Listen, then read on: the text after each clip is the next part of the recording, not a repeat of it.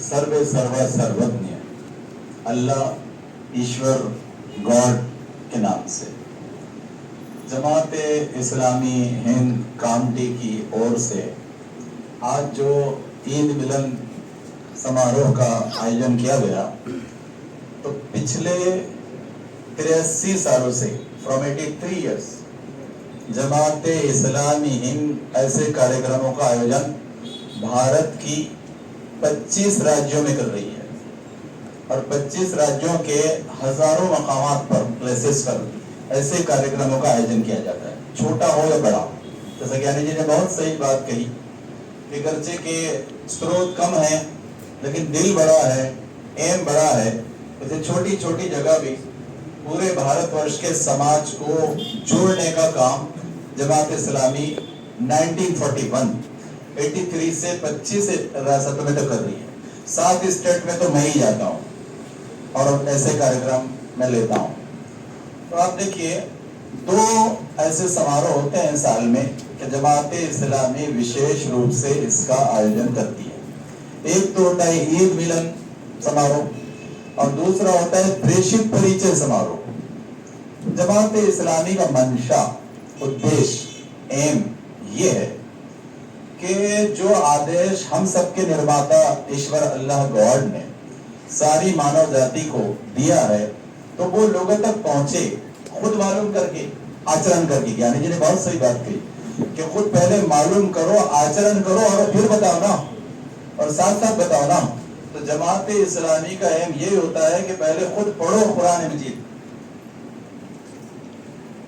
कि जिसको तुम अल्लाह की किताब मानते हो, ईश्वर की वाणी मानते हो, ईश्वरी मानते हो, तो पहले खुद पढ़ो, फिर आचरण करो और फिर उसको लोगों को बताओ। तो जमात इस्लामी पहला मकसद तो ये है। फिर दूसरा मकसद ये लगती है कि ये किताब जिन पर उतरी वो हम सबके अंतिम प्रेषित, मानवता के अंतिम प्रेषित मोहम्मद मुस्तफा सल्लल्लाहु अलैहि वसल्लम, तो उनकी पवित्र जीवनी जानो, उस पर आचरण करो और फिर आचरण के साथ उसको सबको बताओ कि हाँ भाई ये है।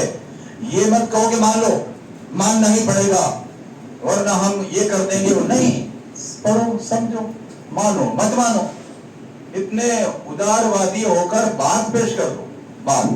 तो ये 2 चीजें, एक तो थ्योरी है, पवित्र कुरान की थ्योरी है, और एक प्रैक्टिकल है, मोहम्मद मुस्तफा सल्लल्लाहु अलैहि वसल्लम।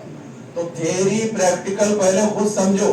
मैं ज्यादा सख्ती से तो मुसलमान बहनों भाइयों से पहले कहूंगा कि सब से पहले खुद पढ़ो, खुद आचरण करो और उसके बाद लोगों को बताओ। ये तुम्हारी जिम्मेवारी है, ये तुम्हारा उत्तरदायित्व है, और नहीं करोगे तो सबसे ज्यादा जूते तुम ही खाओगे। मैं भी उसमें शामिल हूं। अगर मैं ये नहीं करूंगा और मैं ये नहीं करता तो मुझसे ज्यादा बड़ा झूठा और पापी आपको विश्व में कहीं भी नहीं मिलेगा। ये समझ लीजिए अच्छी तरह। तो ये बात पहले तो। अब उसके बाद आइए कि ये जो ईद मिलन समारोह होता है, तो जमात इस्लामी 83 वर्षों से हजारों मकाम क्यों मनाना चाहती है? देखिए, इसमें 2 चीजें। ईद मिलन समारोह इसलिए मनाया जाता है कि जैसे ईद खुशी, मिलन खुशी का मिलन करो और खुशियां बांटो, ठीक है। बात आत्मीयता की, सोल की, स्पिरिट की बताओ भी, और उसके साथ वो जो शिरखुरमा लगा हुआ है तो उसकी मिठास भी पहुंचाओ। तो बौद्धिक और भौतिक दोनों खुशियां बांटो, बौद्धिक भी है, भौतिक भी है, दोनों खुशियां ही बांटो। बल्कि कल तो मैं नागपुर में था, तो पहले जो जर्नलिस्ट थे पूरे नागपुर के बड़े बड़े प्रिंट मीडिया, इलेक्ट्रॉनिक मीडिया के, वो 60 लोग आए थे। तो पहला कार्यक्रम हल्दीराम बैंकेट हॉल में पहले बोली हमने, तो वो खाने के साथ था, उनका बजट था। दूसरा कार्यक्रम हमने मुगल गार्डन में लिया, तो वहां भी 200 लोग थे और उसमें 150 से ज्यादा हमारे मुस्लिमेतर भाई बहन थे।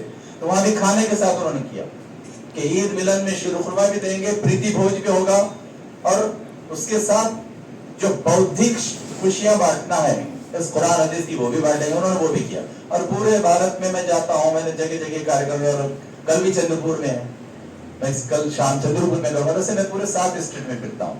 तो अब पहला ये है कि देखो, ये जो तुमको पवित्र ग्रंथ मिला आज से 14 वर्ष पहले, मैं आपको तन वर्ष बताता हूँ, क्योंकि मैंने, जैसे ज्ञानी जी ने कहा और रेवंड जी ने कहा कि पहले आपको ज्ञान भी तो दूसरों का रहना चाहिए ना। तो मैं एक ऐसा विद्यार्थी हूँ जो आप डी कैटेगरी का, ढोई श्रेणी का बोल सकते हैं, लेकिन 44 ईयर्स से काम कर रहा हूँ, 1979 से, कि दुनिया में जितने धर्म है, दुनिया में जितने ग्रंथ है, दुनिया में जितने पंथ है, मैंने सबकी स्टडी की कोशिश की और ये मालूम करने की कोशिश की कि वो क्या सोचते हैं, क्या बोलते हैं, क्या दिया है, क्या है उनके पास, उसका समांतर अभ्यास, तुलनात्मक तौलात्मक अभ्यास और कंपैरेटिव स्टडी होना चाहिए।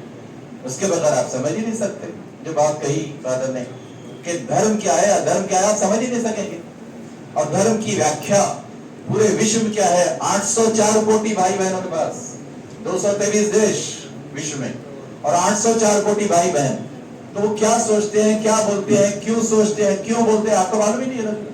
तो सबसे पहले स्टडी तो मुसलमानों को करना पड़ेगा। मैं तो पहले इनसे ही कहूंगा, विनंती तो बाद में करूंगा दूसरों से, इनसे तो सख्ती से कहूंगा कि तुमको तो सबसे ज्यादा पढ़ना है, तुमको तो सबसे ज्यादा अभ्यास होना चाहिए और तब अभ्यास और आचरण के साथ तुमको बताना चाहिए। और याद रखिए, ऐसा नहीं किया तो मैं अपने आप को शामिल करके कह रहा हूं कि ज्यादा जूते हमको पड़े, कि तुम्हारे पास सब है, तुम मानते हो, अल्लाह को तो मानते हो, प्रेषित को तो मानते हो, मगर उनकी नहीं मानते,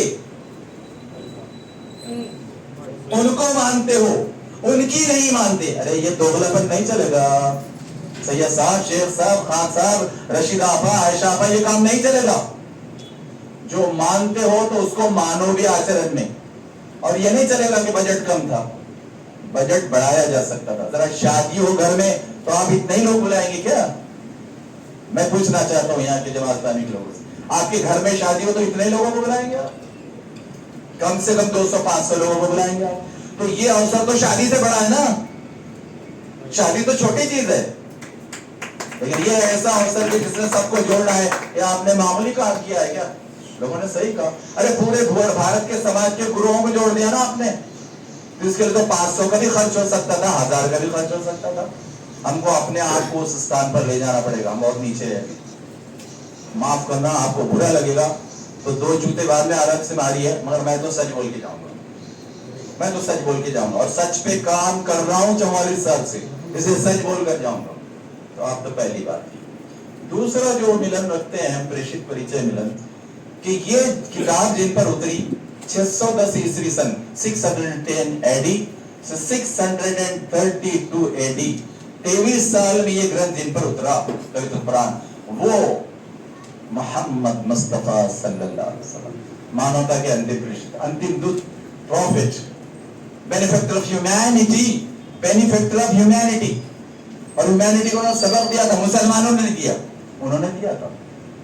तो उनके बारे में लोगों को मालूम होना चाहिए। वो माने ना माने, हमारा सवाल ये नहीं कि सब मान लो, नहीं, माने ना माने, मालूम तो कर ले, मालूम तो कर ले। तो इसलिए वो दूसरा समारोह भी प्रेषित परिचय का हम पूरे भारतवर्ष में करते हैं, हजारों मकाम पर, हजारों प्लेसेस पर। तो ये काम 2 अवसर पर होता है। अच्छा, ये ग्रंथ जब उतरा 610 ईस्वी सन, वो एक रात थी, रमजान की रात थी और प्रॉफिट मोहम्मद मुस्तफा सल्लल्लाहु अलैहि वसल्लम गारे हिरा में थे, केव, हीरा केव 2500 फीट की बुलंदी पर है। मैं काबा गया था तो मैं वो केव पर भी गया और वहां जाकर मैंने देखा कि वो छोटी सी 4x3 की जगह में प्रॉफिट बैठते थे और नमाज नहीं पढ़ते थे, विचार करते थे कि ये लोग मानवता जो अधर्म का शिकार है, तो धर्म अच्छा तरीका, अधर्म बुरा तरीका, धर्म अच्छा तरीका, अधर्म बुरा तरीका। तो ये बुरे तरीके को छोड़कर अच्छे तरीके पर कैसे आए? बुरी श्रद्धा, बुरा काम, बुरा अनुयायी को छोड़कर अच्छी श्रद्धा, अच्छे विचार, अच्छे आचार पर कैसे आए? ये तड़प उनकी, ये तड़प 2500 फीट की बुलंदी पर बैठे और वहां अल्लाह ताला ने कहा कि ऐ मोहम्मद मुस्तफा, ये लो आदेश, ये लो आदेश, ये लो ईशवानी। और पहले 5 पंक्तियां आयतें, श्लोक वहां उतर गए थे। सूरह अलग 96 नंबर का सूरह है कुरान में। इसमें कुरान में 114 चैप्टर्स है, 114। इसमें जो ओवी है, श्लोक है, वर्सेस है 6236, 6236। और इसके वर्ड भी मुझे मालूम, क्योंकि 44 साल से एक शब्द पढ़ रहा हूं, 78,000 वर्ड। 114 अध्याय 6236 आयतें और 78,000 शब्द इसके अंदर है कि जिस जो उतरे हैं मोहम्मद मुस्तफा सल्लल्लाहु अलैहि वसल्लम पर, और उनको उन्होंने प्रैक्टिकल बताया। ये थ्योरी है, उन्होंने प्रैक्टिकल बताया कि इस पर आचरण, अमल, अनुयायी तो आज्ञा पालनता कैसे करना चाहिए और अपने आचरण से बताया 23 साल। और ऐसा बताया कि उन्होंने जब बताया 610 ईस्वी सन से 632 ईस्वी सन से वो अकेले थे, फिर 1000 हुए, 2000 हुए, चलो आज 223 देशों में 804 कोटी लोग हैं और 804 कोटी में 22% मुस्लिम है आज 223 देश, उनकी संख्या 190 कोटी। तो 804 कोटी में इसमें जो 190 कोटी है वो मानने वाले हैं, लेकिन मानने वाले हैं, आचरण करने वाले नहीं है। ये साफ मैं कह रहा हूं, मैं इसको कबूल करूंगा बार बार। मानने वाले हैं भी, आचरण अमल करने वाले नहीं है। ये है उनकी सबसे बड़ी समस्या जो खुद से उन्होंने निर्माण किए, खुद से। तो ये है कि 22% मुसलमान है और उनको 78% को बताना है, सिर्फ एक को 4 लोगों को, खुद ही नहीं पढ़ते। अब जैसे मैंने इसको शब्द और शब्द पढ़ा है, कई बार पढ़ा है। अब जरा मैं अगर काउंटी में निकल के मुसलमान से पूछूं, 1000 में एक भी नहीं बताएगा कि उसने इसके 78,000 वर्ड फॉर वर्ड पढ़े। और मैं ये गर्व से नहीं कह रहा हूं, दुख से कह रहा हूं, दुख से। है तुम्हारे पास 14 साल से, बचपन से है, लेकिन पढ़ा नहीं तुमने, आचरण नहीं किया तुमने, उसके शब्द को जाना नहीं, क्योंकि अरबी में था। जमात इस्लामी ने बहुत बड़ा काम किया, क्या नहीं सब क्या काम किया शर्मा कि ये अरबी में उतरा था। तो जमात इस्लामी ने भारतवर्ष में 83 वर्षों में इसका भाषांतर 15 भाषाओं में किया, 15 भाषाओं। और सिर्फ भाषांतर नहीं किया, यानी इसका भी भाषांतर थ्योरी का, और जो प्रैक्टिकल है पवित्र जीवनी मोहम्मद मुस्तफा सल्लल्लाहु अलैहि वसल्लम की, उसका भाषांतर भी किया। सिर्फ किया नहीं, जैसे बार बार ऐलान कर रहे थे कि सप्रेम भेंट लेकर जाइए, सिर्फ भाषांतर किया नहीं, सप्रेम भेंट लाखों की संख्या में 144 करोड़ में दिया और दे रहे हैं। कल तो प्रेस कॉन्फ्रेंस में या वो हल्दीराम में हमारे कुरान मजीद खत्म हो गए, मुगल गार्डन में कुरान मजीद खत्म हो गए और लोगों के नंबर लेना पड़ा। उन्होंने कहा कि आप बेफिक्र रहिए, ये लोग आपके घर पर ला कर देंगे, इनकी जवाबदारी है। मैं तो बहुत जूते खाएंगे, मैं बहुत जूते खाऊंगा, हम आपके घर पर ला के देंगे। आप सिर्फ इच्छा का इजहार कीजिए, आप पढ़ना चाहते हैं, हम आपके घर पर लाके देंगे। हम जो पैसा खर्च करना चाहते हैं करेंगे, चाहे वो 400 में प्रिंट हो, 500 में प्रिंट हो। 500 में प्रिंट होता है, हमने उस पर लिखा 200 रुपए, तो इसलिए कि हमारी जवाबदारी है। मैं फिर कह रहा हूं, लोग माने ना माने, आप पहुंचा दे। अरे आपको सेवा करना है ना, आपको अच्छे बनना है ना। लोग बुरे बनेंगे तो आप भी बुरे बनेंगे क्या? लोग अच्छे नहीं बनेंगे तब भी आप अच्छे बनेंगे। लोग आरोप लगाएंगे तब भी आप अच्छे ही रहेंगे। लोग दुश्मनी करेंगे तब भी आप दोस्त ही रहेंगे। और अगर नहीं रहेंगे फिर आप अल्लाह के या रसूल के, फिर आप अल्लाह रसूल के हो नहीं सकते। अगर आप सारी मानवता के दोस्त नहीं है, अच्छा ये तो हो गया। अब आखिरी चरण में है पवित्र कुरान को मैंने जितना अध्ययन किया 44 ईयर्स से 1979 से, और गर्व से नहीं, मैं इसलिए कह रहा हूं कि 2 श्रेणी का विद्यार्थी हूं, डी ग्रेड का। और पवित्र कुरान की थ्योरी के साथ मोहम्मद मुस्तफा सल्लल्लाहु अलैहि वसल्लम की जो पवित्र जीवनी, आचरण, प्रैक्टिकल, उसका मैंने जब अभ्यास किया तो मुझे 5 तत्व मिले।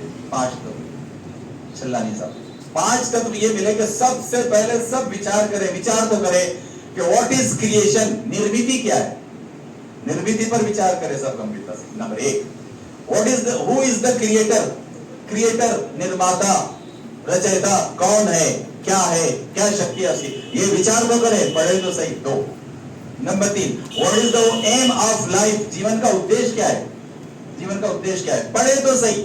सब पढ़े, माने ना माने ये उनका इख्तियार है, लेकिन पढ़े तो सही कि what is the aim of life. चौथी बात, what is the way of life, जीवन जगने का मार्ग क्या है, वो अच्छा मार्ग जिसे कह रहे हैं धर्म के स्वरूप, और अधर्म के स्वरूप जो बुरा होता है, तो वो अच्छा मार्ग है क्या आखिर, पढ़े तो सही, पढ़े। 4, और नंबर 5, अंत, जीवन का अंत है, अंत की तैयारी। जीवन का अंत है, हर एक का अंत है, अंत आना ही है, अटल है, मृत्यु, डेथ, मौत।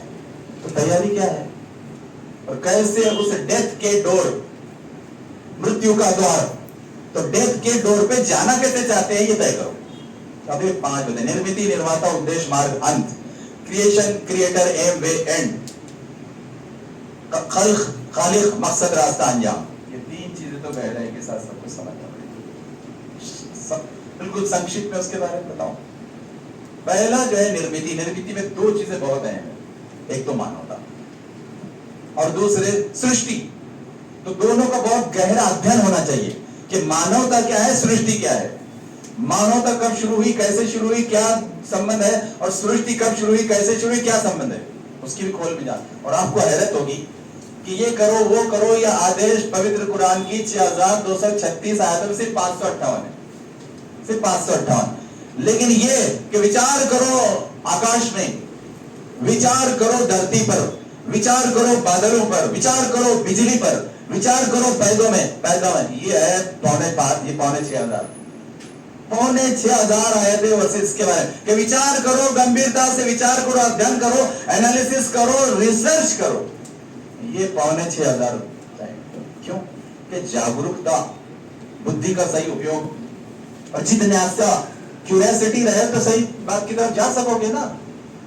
क्योंकि तुम इंसान हो तो इंसान को जिज्ञासा, इंटेलिजेंस दिया है, नहीं तो बैल को नहीं दिया गया ना। वो अपना काम करता है कि भाई अपने अपने भी बच्चों को संभालो, इतना तो वो भी करता है। लेकिन ये जिज्ञासा उसके पास नहीं कि सूरज क्या है, चांद क्या है, धरती क्या है, आकाश क्या है, पर्वत क्या है, पानी क्या है, बिजली क्या है, ये तो वो नहीं जानता ना। और उसको जानने की जरूरत नहीं, हमको है कि सृष्टि को जानो और निर्मिति को जानो। ठीक, नंबर 1 निर्मिति में बहुत अच्छी बात सुनिए। जो बातें आ रही थी उसका मैं आदर करता हूं, लेकिन आदेश जो है, आदेश वो ये है कि देखो तुम सब एक माता पिता की संतान हो, यह है आदेश। और ये सच। जैसे दूसरे जो आयाम लोगों ने दिए, खून का, रक्त का, वो सब छोटे आयाम है, हालांकि वो बहुत अहम है। लेकिन उसने कहा कि तुम सब एक ही माँ बाप की औलाद हो। पहले ये समझ लो अच्छी तरह, क्योंकि तुम्हारी जो शुरुआत, उत्पत्ति, ओरिजिनेशन जो मैंने की है वो पहले माँ बाप से की है। मैं संस्कृत में गया, मैंने वेद पढ़े, गीता पढ़ी, रामायण पढ़ी, महाभारत पढ़ी, मनुस्मृति पढ़ी, पुराण पढ़े। तो उसमें क्या मिला? भविष्य पुराण और भागवत पुराण में मुझे मिला कि तुम सब के पहले पिताजी आदिम थे। आदिम, अदीम सबसे ओल्ड को भी कहते हैं, ये शब्द संस्कृत सबसे ओल्ड। तो पहले पिताजी का हमारा नाम था आदिम और पहली माता का नाम था हविया। ये भविष्य पुराण और भागवत पुराण में। फिर मैंने पीएचडी की बाइबल में, किंग जेम्स वर्जन में। तो बाइबल में मुझे ये मिला, ओल्ड टेस्टामेंट और न्यू टेस्टामेंट में, कि हमारे पहले पिताजी का नाम है एडम और पहली माता का नाम है ईव। पहली माता का नाम ईव। और कुरान को तो पढ़ रहा हूँ 44 साल से वर्ड फॉर वर्ड। तो हमारे पहले पिताजी का नाम बताया गया आदम और पहली माता का नाम बताया गया हव्वा। जरा विचार कीजिए, आदिम आणि हविया, एडम एंड ईव। आदम और हव्वा, फर्क क्या है? उच्चार का फर्क है, just a slight difference of pronunciation. उच्चाराचा थोडासा फरक आहे, सत्याचा फरक नाही। सत्य एकच आहे की तुम्ही सारे 804 कोटी एका माता पित्याची संतान आहोत। तुम्ही सारे 804 कोटी, तुम सब एक माँ बाप की औलाद हो, मगर तुम्हारा अधर्म यह है कि भाई बहन मानते नहीं हो। धर्म यह है कि तुम सब एक माँ बाप की संतान, लेकिन तुम्हारा अपना अधर्म है, उसका दिया हुआ नहीं, और धर्म का दिया हुआ धर्म नहीं है, तुम्हारा अपनाया हुआ धर्म है। और एक बात मैं आपको कहूं कि विश्व में जितनी जंगें हुई, मैंने पूरी स्टडी की, मैं हिस्ट्री का भी स्टूडेंट हूं, जितनी जंगें हुई वो धर्म की वजह से नहीं हुई, सत्ता और पैसे की वजह से हुई। चाहे वर्ल्ड वार 1 लीजिए, 2 लीजिए, या कोई भी वार लीजिए। और ज्यादा लोग मारे गए सत्ता और पैसों के कारण, धर्म के कारण नहीं मारे। अधर्म से वो पीछे पड़े थे, सत्ता और पैसे के लिए, अधर्म से। और ज्यादा लोग उसमें मारे गए और आज भी उसके लिए मारे जा रहे हैं, आज भी उसके लिए मारे। उन्होंने कहा, यूके ने, यूएस ने, इसराइल ने, कि हमको अल कायदा की वजह से सब मुसलमानों को मारना है। एक साहब ने बहुत अच्छा कहा, मेरे दोस्त है बॉम्बे आईआईटी यूनिवर्सिटी के प्रोफेसर पुनियानी साहब, मेरे उनके साथ प्रोग्राम भी है। उन्होंने कहा कि अल कायदा का मसला नहीं है, अल फायदा का मसला है। अल फायदा कि उनका तेल लेना है, तेल, उनका सोना लेना है, उनकी अच्छी चीजें बटोरना है हमको। तो अल फायदा के लिए जंगी हुई, अल कायदा के लिए जंगी नहीं हुई। नाम अल कायदा का था, मामला अल फायदा का था। ये है सच, ठीक। अब उसके बाद विचार कीजिए। तो निर्मिति का सत्य ये मानना चाहिए, जैसे मानना नहीं, मैं आगे की बात करूंगा और मैं मुसलमानों को सख्ती से बोलूंगा पहले कि देखिए, जब एक माता पिता के संतान हुए ना 804 कोटि 804 करोड़ भाई बहन, तो मुसलमानों ने क्या करना चाहिए? सबको भाई समझना चाहिए, सबको बहन ही समझना चाहिए। और अगर कोई मुसलमान ऐसा समझता नहीं है तो वो मुसलमान हो ही नहीं सकता। क्या कैसे मुसलमान हो सकता? कोई भी हो 804 करोड़, किसी भी देश की, किसी भी धर्म के मानने वाले, किसी भी श्रद्धा के मानने वाले, लेकिन आपके भाई बहन हैं, आपको मानना ही पड़ेगा। और सिर्फ मानना नहीं पड़ेगा, वैसी मोहब्बत करनी, वैसा प्रेम, वैसा लव, वैसा अफेक्शन। 804 करोड़ मेरे भाई बहन, उनसे मोहब्बत ही करूंगा, नफरत नहीं। जोड़ने का काम करूंगा, तोड़ने का नहीं। अगर ये मुसलमान नहीं करते तो वो मुसलमान है ही नहीं। आधार कार्ड के मुसलमान तो हो सकते हैं, आधार कार्ड के मुसलमान, लेकिन अल्लाह रसूल के मुसलमान नहीं हो सकते। समझ लेना चाहिए। तो एक तो ये आपको करना पड़ेगा, मुसलमानों को सबसे ज्यादा करना पड़ेगा कि सबको भाई बहन समझो और भाई बहन की तरह प्रेम करते रहो मौत तक। सिर्फ इसलिए नहीं कि दुख है तो जोड़ रहे हैं, सुख में नहीं जोड़ेंगे, दुख में सुख में सब में जोड़ेंगे। जमात इस्लामी ने क्या किया? छोटी सी जमात, 50 लाख लोग काम करते हैं इसी जमात इस्लामी के, पूरे 25 राज्यों में, लेकिन उन्होंने क्या किया? फुल नहीं, फुल की पंखड़ी। कोविड में 130 करोड़ का योगदान दिया गया।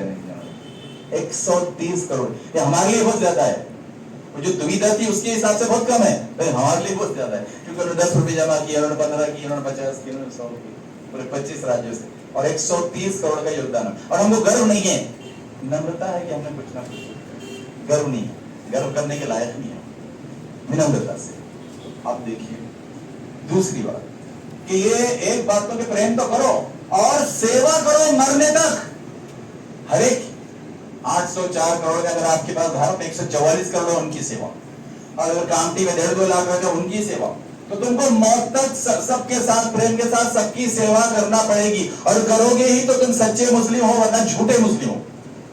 आपको बुरा लगेगा, मुझे अलग से मारिए बाद में कमरे में जाके, लेकिन मैं तो सच बोल के जाऊंगा, मैं तो सच बोल के जाऊंगा। फिर उसके बाद दूसरा जो पॉइंट है, 5 तत्व की जो आपने करता है, निर्मिति, निर्माता, उद्देश्य, मार्ग, अंत, creation, creator, aim, way, end. तो आइए क्रिएटर पर। क्रिएटर है, क्रिएटर एक ही है। बहुत से लोगों की भ्रांति हुई, कंफ्यूजन हुआ कि क्रिएटर नहीं है इसलिए कि दिखता नहीं है। मोहब्बत दिखती है क्या? दुख दिखता है क्या? हर चीज दिखती नहीं है लेकिन होती है। और इतनी बड़ी सृष्टि, इतनी बड़ी कुदरत, इतनी बड़ी मानवता अपने आप हो जाए, आपो आप, automatic, without any external agency, without any creator, nothing is possible, highly impossible, हो ही नहीं सकता। अरे वो है निर्माता, इसलिए निर्मिति है। निर्माता के बगैर निर्मिति हो ही नहीं सकती, खालिक के बगैर तख्लीक हो ही नहीं सकती, और क्रिएटर के बगैर क्रिएशन हो ही नहीं सकता। ये सच मानिए। अच्छा, मैंने तो छोटा उदाहरण दिया, मैंने लोगों से कहा कि अच्छा ये करते, तुम नहीं मानते हो ना कि क्रिएटर ने, तो एक काम करो, मैं तुमको 20 बाय 30 का प्लॉट देता हूँ और उसमें सारा साहित्य में रख देता हूँ, लेकिन मिस्त्री को नहीं बुलाना, लेबर को नहीं बुलाना, उसके अतराफ घूमना, अपना घर बन जा, घर बन जा, घर बन जा, घर बन जा, घूमते रहो, 20 दिन घर बनेगा। जब तुम्हारा 20-30 का प्लॉट नहीं बन सकता तो सृष्टि अपने आप बन सकती है क्या? सृष्टि अपने आप बन सकती है? कितने अजीब अंदाज में आप सोचते हैं भाई, कितने अजीब अंदाज कि निर्मिति छोटे से स्क्रू की भी बगैर निर्माता के, डिजाइन के और प्लान के नहीं हो सकती, तो सृष्टि बन जाती है अपने आप, चलती है अपने आप। Nothing, never, highly impossible. अच्छा, तो निर्माता एक ही है, एक को मानिए, ठीक है, नाम अलग अलग ले रहे हैं, चलेगा। वो गॉड भी है, वो भगवान भी है, वो ईश्वर भी है, वो अल्लाह भी है, आपको जो नाम लेना है, लेकिन मानिए उसको कि उसने जीवन दिया, वही मृत्यु देने वाला है, और उसी के अधीन रहना है, और उसी के अधीन जीवन व्यतीत करना है, सबकी सेवा और सबको लेकर। ये मानिएगा, ये विनंती है, मैं जबरदस्ती नहीं करूंगा। तीसरा, एम ऑफ लाइफ, एम, उद्देश्य, मकसद। क्या मकसद है? बहुत से लोगों को मालूम नहीं। बंद कर देंगे। तो मैं बात कर रहा था कि तीसरा जो हमारा पॉइंट है, मुद्दा है, जो हमको कुरान हदीस से मिला, वो है एम, मकसद, उद्देश्य। मैं आपसे फिर खेदपूर्वक कहना चाहता हूं कि मुस्लिमों को भी, भारत के 21 करोड़ मुसलमान और विश्व के 190 करोड़ मुसलमान, इनको भी अभी ठीक से मकसद मालूम नहीं। क्यों? पढ़ा ही नहीं। उन्होंने पढ़ा नहीं ना भी कुरान में, उन्होंने पढ़ा नहीं ना भी हदीस पाक, इनको मकसद मालूम नहीं। मकसद उसने ये बताया है कुरान मजीद में, बन जाता जी, तुम लोग बहुत अच्छे। कुरान मजीद में 50 मकामात पर यह आदेश दिया गया कि तुम्हारे जीवन का मकसद चलेगा। Life is a examination, life is a test and trial. जीवन परीक्षा है, जिंदगी इम्तिहान है। कितनी? 60 से 80। जिंदगी इतनी संकुचित है पूरे विश्व में, 60 से 80। अक्सर लोग 60 के बाद या टेढ़े होते हैं या आड़े होते हैं। अक्सर वो चाहे कितने ही चैंपियन हो, कितने ही जिम मारे, कितने ही करोड़ रुपए उनके पास हो और कितने ही ज्यादा अच्छे भक्त हो, उन्होंने 60 से 80 में मरना ही है। तो 60 के बाद या तो लोग टेढ़े हैं बीमारियों से, रोग से, या तो आड़े हैं। ठीक है, तो उसने ये बताया कि देखो 60 से 80 में तुमने जो काम करना है, परीक्षा देना है। परीक्षा, परीक्षा में क्या? कि आचरण सत्य का करते हो कि असत्य का करते हो, सदाचार है क्या व्यभिचार है, पाप करते हो क्या पुण्य करते हो, क्राइम करते हो क्या वर्च्यूज करते हो, ये वो देख रहा है। तो ये अच्छी तरह समझना कि फिर वो उसने जो धर्म दिया, धर्म क्या होता है? जीवन जगने का मार्ग, लाइफ सिस्टम, लाइफ कोड, जीवन व्यवस्था। तो वो हमको आदेश देता है कि देखो तुम्हारे लिए मैंने जीवन व्यवस्था दी है, एक श्रद्धा के साथ, आदर्श के साथ, विचार के साथ आचार दिया है, तो उस पर तुम चलो। तो अब वो देखने वाला है कि इस पर चलते हैं कि नहीं चलते हैं। चलते हैं तो उस फल, उसके फलस्वरूप उनको 2 में से एक अच्छा मुबदला मिलेगा, पास या नापास। वो पास होंगे, नापास नहीं होंगे, लेकिन जो नहीं चलेंगे वो नापास होंगे। पास नापास में क्या मिलता है वहां अंत के मुद्दे बताऊंगा। चलिए, तो ये उसने सबको बता दिया कि तुम्हारी जीवन परीक्षा के स्वरूप चल रही है। अगर अमीर भी है, श्रीमंत भी है, तो उसकी भी परीक्षा हो रही है, और गरीब है तो उसकी भी परीक्षा हो रही है, सबकी परीक्षा हो रही है। और 60 से 80 तक अगर मैक्सिमम लाइफ मिले तो, वरना 30 में भी जा सकते हो, 40 में भी जा सकते हो, 15 में भी जा सकते हो, 25 में, उसके आज्ञा के अनुसार। तो उसने कब तक आयुष्य, ड्यूरेशन, लाइफ रखी है, उसके बाद वापस जाना। चौथे मुद्दे पर आइए, वे ऑफ लाइफ, जीवन जगने का मार्ग, जीवन जगण्याचा मार्ग। तो चौथा जो उसने बताया कि देखो मैंने तुमको इस्लाम दिया, ये जो पवित्र ग्रंथ है तेरी, और प्रैक्टिकल है मोहम्मद मुस्तफा सल्लल्लाहु अलैहि वसल्लम। तो अभी इससे जो मिले जीवन व्यवस्था, उसका नाम है इस्लाम, अरबी शब्द। इस्लाम के 3 अर्थ होते हैं। इस्लाम का पहला अर्थ पीस, अमन, शांति। मैं तीनों भाषाओं का उपयोग करूंगा आप समझने के लिए। पीस, अमन, शांति पहला अर्थ होता है इस्लाम। इस्लाम का दूसरा अर्थ होता है सुरक्षितता, सिक्योरिटी, हिफाजत। परिपूर्ण जीवन में, जीवन के सभी अंगों में, पूरे जीवन को सुरक्षितता, हिफाजत, सिक्योरिटी, ये तुमको मिलेगा इस्लाम। इस्लाम का तीसरा अर्थ समर्पण। इस्लाम का तीसरा सरेंडरेंस। इस्लाम का पूरी तरह से हवाले हो जाओ, पूरी तरह से हवाले, उस थ्योरी को, उस प्रैक्टिकल को। तो ये होते हैं इस्लाम के 3 अर्थ,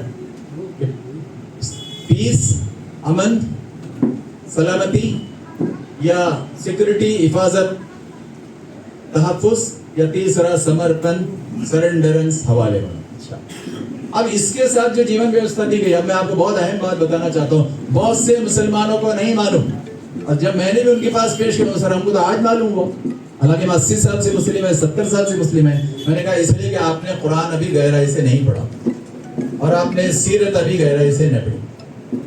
तो आप देखिए कि वो जीवन व्यवस्था जो दी गई इस थ्योरी से और मोहम्मद मुस्तफा सल्लल्लाहु अलैहि वसल्लम के प्रैक्टिकल से, उसका नाम इस्लाम। उसमें 7 छोटे-छोटे विभाग, 7 छोटी-छोटी व्यवस्था। नंबर 1 शैक्षणिक व्यवस्था, एजुकेशनल सिस्टम, तालीमी निजाम। पहली कि तालीम, शिक्षण, एजुकेशन को क्या कैसा प्राप्त करो, नंबर 1।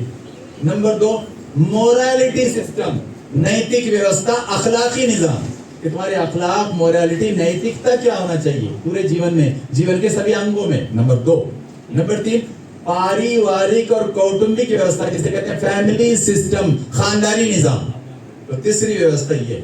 चौथी व्यवस्था सामाजिक व्यवस्था, सोशल सिस्टम, समाजी निजाम के समाज में रहते हुए कैसे रहना पड़ेगा, किसका क्या देना है, क्या अधिकार है, क्या योगदान है, वो देना पड़ेगा। चौथा।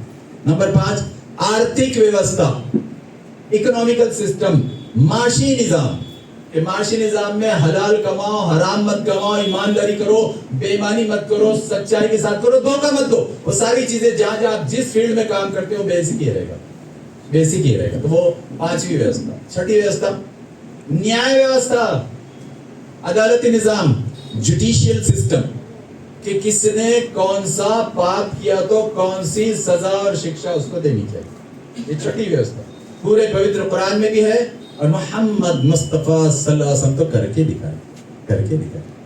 और 7वीं जो व्यवस्था है उसका नाम है प्रशासनिक व्यवस्था, एडमिनिस्ट्रेटिव सिस्टम, हुक्मरानी का निजाम कि ग्राम पंचायत से लेकर पार्लियामेंट तक हुकूमत कैसे चलाओ।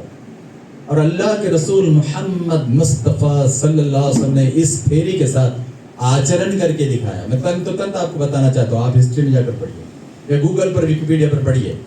623 ईस्वी सन से 632 10 सालों में मोहम्मद मुस्तफा सल्लल्लाहु अलैहि वसल्लम ने इस्लामी जीवन व्यवस्था, इस्लामी राज्य चलाकर दिखाया।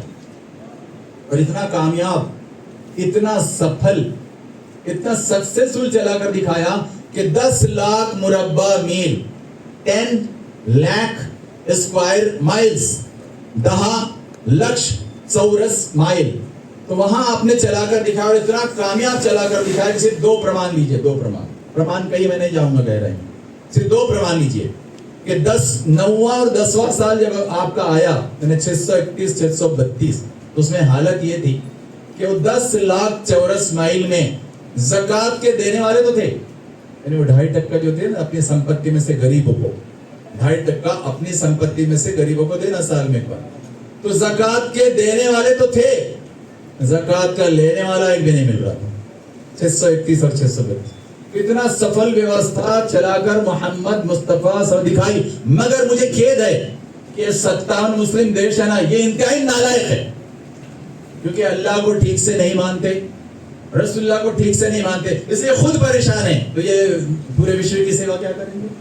ये खुद पर, हालांकि 57 मुस्लिम कंट्रीज है और 58 फलस्तीन है जिसमें जंग चल रही है, 58 मुस्लिम कंट्रीज, लेकिन 57 नहीं चल रहे, इसलिए कि अल्लाह रसूल को मानते, उनकी नहीं मानते, उनको मानते लेकिन उनका सिस्टम नहीं लेते। बोलते घरानेशाही चलाएंगे, मेरे बाद मेरा बेटा राजा होगा, हम हमारी मर्जी से पैसा खर्च करेंगे, हमारी मर्जी से उड़ाएंगे, इसलिए उनके राज में गरीब भी हो रहा है, अमीर भी हो रहा है।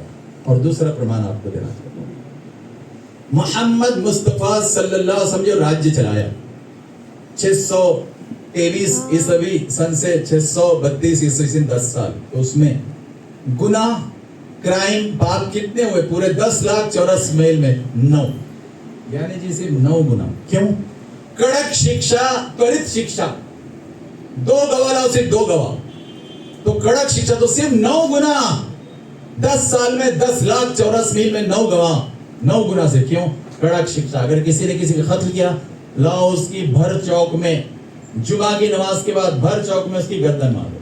कुछ देशों में आज भी है, सऊदी में आज भी है, तो वहाँ क्राइम रेट क्या है पता है? सऊदी में, हालांकि बहुत नालायक है सऊदी वाले भी, लेकिन इस मामले में ठीक है। इस मामले में कि उनके पास ज्ञानी जी जो साल में जो कत्ल होते हैं वो होते हैं सिर्फ 20, 4 करोड़ की लोक संख्या, लेकिन सिर्फ 20 तो आपको काउंटी में मिल जाएंगे एक साल, और कई भी छोटे छोटी जगह 20 एक साल में मिल जाएंगे। लेकिन अब वो कड़क शिक्षा आएगी, उसको लाओ चौक में और उसकी गर्दन ही मारो, और सिर्फ 2 गवाह। और आपको हैरत होगी कि यहाँ क्या होता है, मुझे बहुत दुख होता है कि यहाँ जनाब आपके, अगर मेरे पिताजी मर जाएं, मारे जाएं, तो अब मुझे मिलेगी, हम मुझे न्याय नहीं मिलेगा, न्यायालय मुझे तारीख मिलेगी। अब यहाँ के न्यायालय में आमतौर पर न्याय नहीं मिलता, फौरी निवाड़ा नहीं मिलता, तारीख मिलती है, तारीख पे तारीख और तारीख पे तारीख। दादा ने डाली केस है, ग्रैंडफादर ने, वो मर गए, केस वही है। फिर उसके बाद पिताजी आए, वो लड़े, वो भी मर गए, केस वही है। अब जो है पोता लड़ रहा है। ये है दुरावस्था। और आपको हैरत होगी कि देखिए, जब हमने कड़क शिक्षाएं नहीं लाई किसी भी जगह हो, 57 मुस्लिम मुल्क हो या यहाँ हो, तो क्या नतीजा निकला इसका होता है आपको पता है? Session court, district court, high court, supreme court में कितने केसेस है मालूम? क्योंकि मैं सब पढ़ता हूँ इसलिए जानता भी हूँ, वो मैं पढ़ता भी हूँ इसलिए जानता भी हूँ। इस वक्त हमारे पास देश में 3.5 कोटि केसेस पेंडिंग है सर, 3.5 करोड़ केसेस पेंडिंग है। इससे पहले चंद्रचूड़ नाम के एक साहब थे सुप्रीम कोर्ट के जज, उन्होंने कहा था कि अगर भारत के 3.5 कोटि केसेस हमको निकालना है तो हमको क्या करना पड़ेगा? फास्ट ट्रैक कोर्ट्स अलग से हर डिस्ट्रिक्ट में कायम करना पड़ेगा। मगर उन्होंने कंडीशन लगा दी है, उन्होंने कहा कि नए केसेस 200 साल तक लेना नहीं पड़ेगा। अरे हम तो 2 मिनट नहीं रुक सकते, वो नया केस आ जाता है। उन्होंने कहा कि 200 साल तक नए केसेस नहीं लाने, तब ये 3.5 कोटि केसेस हम निकाल सकें। तो जनाब ये है व्यवस्था, तो ये जरूरत है। ये चौथे और आखिरी पॉइंट पर मैं आ रहा हूँ। आखिरी पॉइंट मैंने क्या कहा था? चलिए आप बोलिए, मुझे देखना है कितने जागरूक थे। अंत, निर्मिति, निर्माता, उद्देश्य, मार्ग, अंत, creation, creator, aim, way, end, खल्क, खालिक, मकसद, रास्ता, अंजाम। अब आए हैं अंत पर, हर चीज के अपने प्रोग्राम की भी अंत पर ही है। तो आप देखिए अंत क्या है, हम सब जानते हैं, मगर अपने आप को छुपाना चाहते हैं और अंत को देखने से ही भागना चाहते हैं। अंत है डेथ, हम सबकी डेथ। मैं जब घर से निकलता हूँ ना ज्ञानी जी फादर, तो अपनी बीवी जो मेरे साथ ही काम में लगी हुई है और वो भी 38 साल से काम कर रही है, और मेरा बच्चा 10th में है, उनको बोलकर निकलता हूँ कि देखो जरूरी नहीं कि मैं वापस आऊँ। वो मुझे जब चाहे जहाँ बुला सकता है, वो कामठी में बुला सकता है, नागपुर में बुला सकता है, चंद्रपुर से बुला सकता है। और तुमको परेशान होने की जरूरत नहीं, क्योंकि दुआएं प्रार्थना ऑनलाइन ही होती है। प्रार्थना ऑफलाइन क्या होती है? ऑनलाइन होती है। तो मैं तुम्हें दुआएं प्रार्थना ऑनलाइन करते रहना। और मेरे कामठी के लोग हैं, 4 लोग काफी है मुझे खबर में डालने के लिए, 4 लोग। तो तुमको एम्बुलेंस भेजने की भी जरूरत नहीं, लेने की भी जरूरत नहीं, और खर्चा करने की भी जरूरत नहीं। बल्कि मैंने कहा वो खर्चा भी दावत खिदमत खल्क पे करना। मैं बोलकर आता हूँ कि वो खर्चा भी दावत, लेकिन मेरे 4 भाई यहाँ से खंडे मिल जाए, बोले डाल दो। वो क्या करते आके मरा, यहाँ तो डालना तो है, वो डाल देंगे मुझे। इतने आपको बेफिक्र होना चाहिए। लेकिन कब होंगे? जब सच जानते होंगे तब ना, सच मानते होंगे तब ना, और सच पर चलते होंगे तब ना। वरना और कोई है तो क्या सोचेगा, अरे वो बैंक पे रखे 15 लाख, उसका तो कुछ किया ही नहीं मैंने भी। और अभी तो मेरे बहुत से अरमान थे, वो अरमान तो निकले ही नहीं। वो एक शायर ने बहुत खूब कहा कि हजारों ख्वाहिशें ऐसी, नहीं मेरे खुद के पेंशन अरे ज्ञानी जी उससे बड़ी भूल भले क्या है भारत में? मेरे जो 15 लाख जीपीएफ के रखे हुए। तो आप देखिए कि शायर ने बहुत खूब कहा कि हजारों ख्वाहिशें ऐसी, डिजायर इच्छाएं, कि हर ख्वाहिश पे दम निकले। ऐसी बड़ी बड़ी ख्वाहिश, हजारों ख्वाहिशें ऐसी कि हर ख्वाहिश पे दम निकले। बहुत निकले मेरे अरमान, मगर फिर भी कम निकले। मेरे अरमान खत्म ही नहीं होते। मैं अरमानों के पीछे चलता हूं, मैं फरमानों के पीछे नहीं चलता। फरमान के पीछे चलो, अरमान के पीछे मत चलो। फरमान अल्लाह का फरमान, अल्लाह के रसूल का फरमान, सच का फरमान, सच मार्ग का फरमान, धर्म का फरमान और अधर्म से बचने का फरमान। अरे उस पर चलो ना, तो दूसरा तो परेशान हो जाएगा और दूसरे परेशान होते। बल्कि एक मेरे कॉलेज के साथी को कहा था यार, नहीं मैंने कहा कि देखो तैयार है मानेंगे। अरे यार तुम ये बात क्यों कहते हो बार बार, मेरा बीपी बढ़ जाता है। सीरियस का मेरे सामने कभी मौत की बात नहीं करना। मैंने कहा मैं तो करूंगा, मैं तो उससे ही निडर होता हूँ। मैं मौत याद रखता हूँ इसलिए ज्यादा निडर हो जाता हूँ, और जो मौत से भागते हैं ज्यादा डरपोक हो जाते हैं। तो आप देखिए हमेशा ये बात रखना चाहिए कि मेरी जिंदगी कभी भी खत्म हो सकती। जिसने दिया लेने का उसका अधिकार है, मेरा क्या अधिकार है? उसका लेने का अधिकार है, कभी और मैं तैयार हूं। लेकिन मैं ये देखूंगा फादर क्या लेकर जा रहा हूं, पाप लेकर जा रहा हूं कि पुण्य लेकर जा रहा हूं, लोगों की सेवा लेकर जा रहा हूं कि व्यभिचार लेकर जा रहा हूं, मित्रता और लव लेकर जा रहा हूं या शत्रुता और व्यभिचार लेकर जा रहा हूं। मैं ये देखूंगा और मुझे देखना करो वही शिदोरी, वही तोशा और वही टिफिन काम आएगा वहां पर कि तुम लेकर क्या कर्म लेकर आए हो, सत्कर्म लेकर आए हो या दुष्कर्म लेकर आए हो, तुम्हारा ये देखा जाएगा। क्यों? अच्छा अंत में एक बात और सुनिए, लोगों को भरोसा नहीं था क्या, और अब भी दोस्तों को नहीं होगा कि वो अकेला ईश्वर 804 करोड़ को कैसा देखेगा। पहले लोगों को समझना बहुत मुश्किल था, आज समझना बहुत आसान हो गया। कैसे? CCTV camera system, CCTV camera system. अरे जब तुम इतने छोटी सी बुद्धि के, छोटी सी इंटेलिजेंस के, छोटे से दिमाग और छोटे से मेंदू के तुम कैमरा लगाते हो और सबके बराबर हो, कितनी स्पीड से टू व्हीलर दौड़ रही थी, बेल्ट लगा हुआ था क्या नहीं था, वो तुम देख सकते हो, तो तुम्हारा बनाने वाला ही देख नहीं सकता क्या? अरे उसके तो बड़े बड़े सैटेलाइट लगे हुए, बड़े बड़े सैटेलाइट कि अंधेरे में क्या कर रहा है, उजाले में क्या कर रहा है, छोटे में क्या कर रहा था, बड़ेपन में क्या कर रहा था। और वो तो ये भी जानता है दिल में क्या है इसके, ये अंदर क्या है। हंस तो रहा है बड़ा, बहुत अच्छे, आप भी बहुत अच्छा, इस कमीने को तो मरना चाहिए। अरे वो तो तुम्हारे अंदर की बातें भी जानता है, तुम्हारी सोच भी जानता है, ऐसा जानकार है। और ऐसी फिल्म लेता है, वैसी फिल्म, और ऐसा उसके पास रिकॉर्ड है। और उसको रिकॉर्ड देने को क्या रहेगा, कुछ 2-4 टीवी में सारा रिकॉर्ड दे देगा और वहां बोलेगा वो महशर में, the day of resurrection, the day of judgment, प्रलय में वो बोलेगा जरा ये हमारे आपा की क्लिप लगाओ तो जरा आपा की क्लिप कि क्या क्या करते रहे 15 साल से, मेरे वाले जरा वाजिद की क्लिप लगाओ, जरा वाजिद की क्लिप। मैं तो हाथ जोड़ लूंगा कि मेरी क्लिप मत लगाओ, क्योंकि वो बताने के लायक ही नहीं है। यानी जी जैसे कोई अच्छे लोग बोल सकते हाँ लगाओ लगाओ मेरी क्लिप, मैं तो बोलूंगा मेरी मत बताओ, मेरी मत बताओ, क्योंकि मेरे कर्म बताने लायक है नहीं। 15 साल से, क्योंकि 15 साल से हिसाब जब साहब से एडल हुए हिसाब वहां से, तो बहुत से लोग बोले हमारी क्लिप मत बताओ। और अरबी में एक वर्ड है सर, सत्तारुल उयूब, सत्तार छुपाने वाला, तुम्हारे ऐबों को कमी हो। हम कहे सत्तारुल उयूब, मेरे ऐबों को छुपा ले, आज के दिन तो छुपा ले, मत बताओ किसको। अरे हम ये चाहें, ये अंत में जो विनंती मैं करना चाहता हूँ, जैसे विनंती है, विनंती कि देखिए एक थ्योरी आई है, एक प्रैक्टिकल आया है मोहम्मद मुस्तफा सल्लल्लाहु अलैहि वसल्लम, तो समांतर अभ्यास के रूप में पढ़िए, मानने के लिए मत पढ़िए, समांतर अभ्यास के लिए पढ़िए और फिर खुद विचार कीजिए। और हम सब अब मिलने वाले हैं, अब मैं वो मैदान में नहीं, यहाँ तो बहुत छोटा सा जगह हम मिले, लेकिन मैं हमेशा दुआ करता हूँ सारे लोगों के लिए, पूरे हमारे 144 कोटि भाई बहन भारत के, उनके लिए भी दुआ करता हूँ, और जो 804 करोड़ उनके लिए दुआ प्रार्थना प्रेयर करता हूँ कि अल्लाह ताला हम सबको स्वर्ग, पैराडाइज, जन्नत में डाल, हमको नरक, हमको दोज़ख, हमको हेल में मत डाल। मैं सबके लिए दुआ करता हूँ।